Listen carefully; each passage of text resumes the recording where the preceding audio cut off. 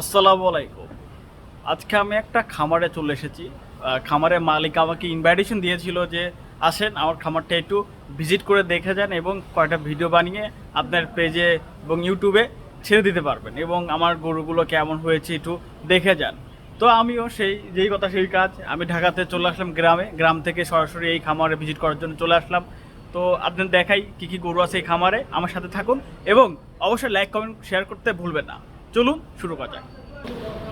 এই দেখেন কত গরু, সব গরু দেখেন, পরিবেশটা দারুণ, দেখেন পরিবেশটা দারুণ, দেখেন অসংখ্য শুধু গাভী, দেখেন অসংখ্য গাভী। আমি তো মানে আমি অবাক হয়ে গেছি এই খামারে ঢুকে যে গাভীর সংখ্যা দেখেন, পর্যাপ্ত গরু এখানে, পর্যাপ্ত গরু।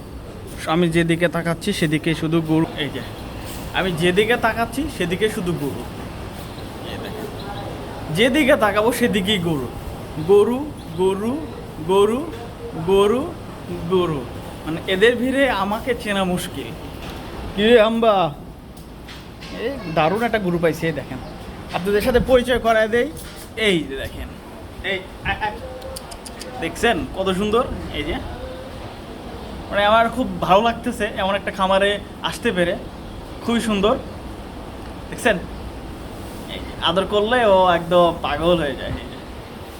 দেখেন বাচ্চাও আছে অনেক প্রোডাকশনের জন্য, এই খামারটা শুধুমাত্র দুধ প্রোডাকশনের জন্য।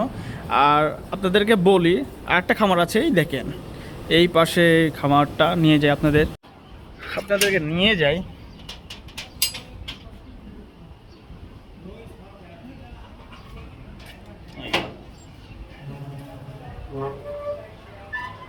এই যে আরেকটা চলে আসছি, এটাতেও আলহামদুলিল্লাহ অনেক গরু। ও যার খামার সে তো অনেক পরিশ্রমী। হ্যাঁ, ওয়াও, যার খাবার সে অনেক পরিশ্রম করে এই খামারটা গড়ে তুলেছে। যার এই খামারটা, আমি এই যে খামারে এখন দাঁড়িয়ে আছি, এই খামারটা আর কারো নয়, এই এত বড় একটা খাবার আমার একমাত্র আম্মু জানে।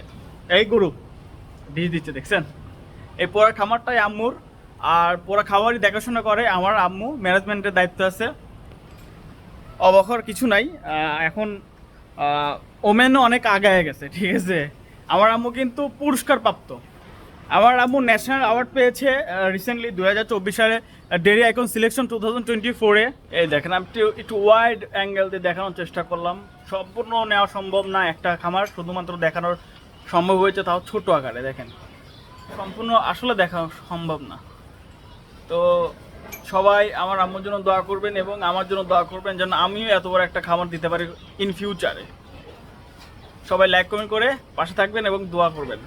আসসালামু আলাইকুম।